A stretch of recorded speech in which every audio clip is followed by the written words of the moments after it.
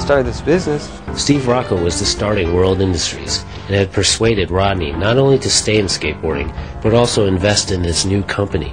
To me, a business partner was anybody that, just had excess cash, gullibility, and absenteeism. Rodney had all of those, and he bought out John Lucero for $6,000 and became a partner. As Rodney was investing in another skateboard company, he was forced to quit Paul Peralta and ride for World Industries. By this time, freestyle was losing popularity. Consequently, Rodney's new teammates tried to make him adapt his skills to street skating. No, I never really liked freestyle, but the shit Rodney was doing, it was like kind of beyond freestyle. A lot of it, you could like use it on the street and stuff. He was doing like a lot of ollie stuff and 360 flips and stuff like that. Rodney! No, don't do it! Here! Freestyle just looks like it's like a ballerina type thing, like it seems like it's more the feminine style of skating. So I think that's why it died. Entitles American focus. It feels so weird. It's so big. I feel kind of manly though. Though freestyle had gone out of fashion, Rodney wasn't ready to give up. What are you asking me? You're asking me to give up everything that I've done and do this. I'm not selling out. So here I am with the ultra-refined ballerina stuff, and that was fine. And so I just kept doing it and doing it and doing it until there was no more. And I'm left alone. I figured that was it for me in my public life and skating.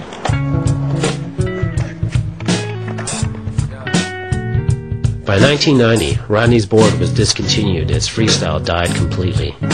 His responsibilities as a company owner forced him to drop out of college. Although he still skated by himself after work, his career had taken an unexpected turn.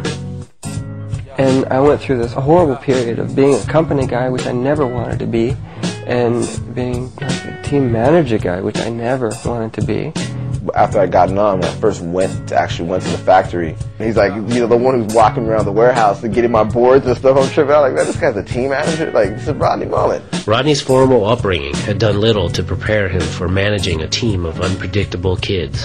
We're just trying to survive day to day, and things keep happening, and it is Pandora's box. When you start asking these pros to be themselves and let it out, you're going to get it.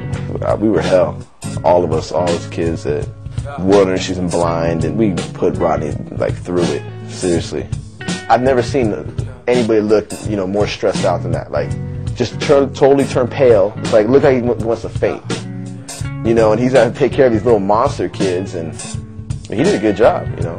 Nobody died. And cut off from his dreams of skateboarding in school, Rodney was surrounded by people whom he couldn't relate with. Rodney's just an outsider in life. I mean, there's not too many people that can relate to him or that he can even relate with. You tend to be an outcast when you can't find any peers. Just as Rodney was feeling he no longer had a place in skateboarding, a new company was formed called Plan B. Headed by Mike Ternasky, Plan B wanted to add Rodney's talent and ability to their already incredible team. Once again, an effort was made to get Rodney to street skate. We've been trying to get Rodney to do stuff in the street. I tried, Stacy tried, and we failed. And Mike T came along and goes, man, I can do it. And I just was like looking at him, yeah, right. Until, you're never going to get him to do that kind of stuff.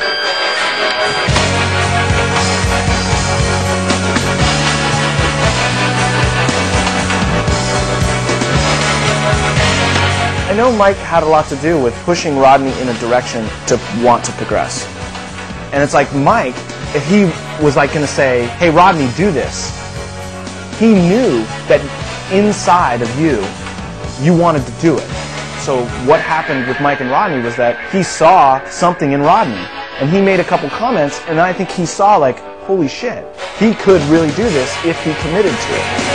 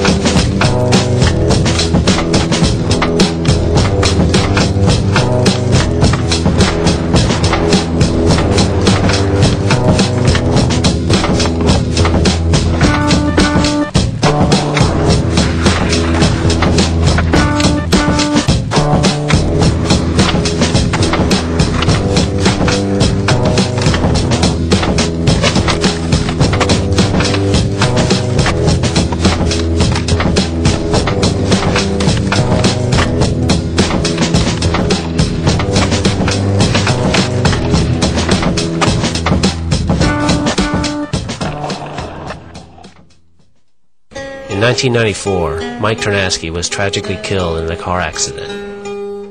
He was such a great person. He lifted you so high, and that's why Plan B was what it was. And it was clear once Mike was gone, it just was never the same. Without Ternasky's direction and leadership, Plan B began slowly dissolving over the next 4 years. In 1997, Rodney started his own company called A-Team. He also came up with an idea involving friend and world teammate Daewon Song. Rodney versus Daewon. The way it came about too is it was not planned whatsoever. Rodney had a part ready and he wanted to do something with it. And then I had a part and we were like, you know what? Instead of waiting, let's just make a video together. I like to do it. What do we do? Well, it could be Rodney Daewon friends. Or what about Rodney versus Daewon? Between us, we weren't against each other, but at the same time, we were still competing in a sense. Like, the weekend would pass, and I'd be like, Rodney, what, you film? And so we keep going because we still have this, hey, what'd you get this weekend? No, what'd you get this weekend? All right, you know, how many tricks you got? 32? Okay, I got 30.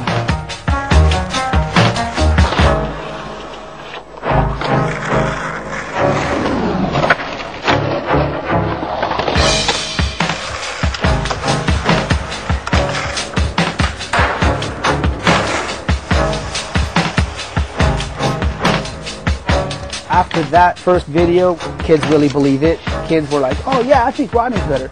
Oh no, Daewon killed it, you know. That's when they started getting like, hey dude, these kids took it serious. And so like, you want to do it again?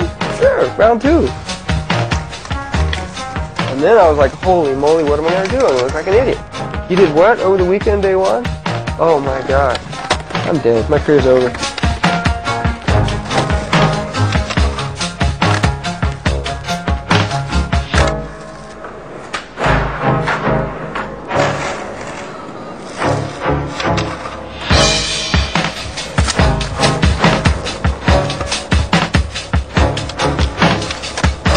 I can't mess with a lot of stuff Rodney does. I mean, that's the truth.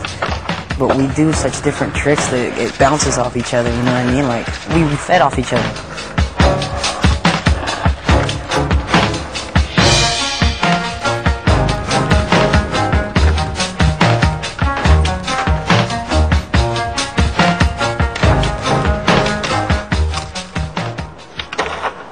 His skating impacted vert skating, impacted street skating, and he himself was just a skateboarder, the most progressive skateboarder probably ever. He invented everything. He started it all, even though it was on a small square board. Rodney Mullen invented all of the modern street skating tricks. I mean, he's the godfather of all that's current.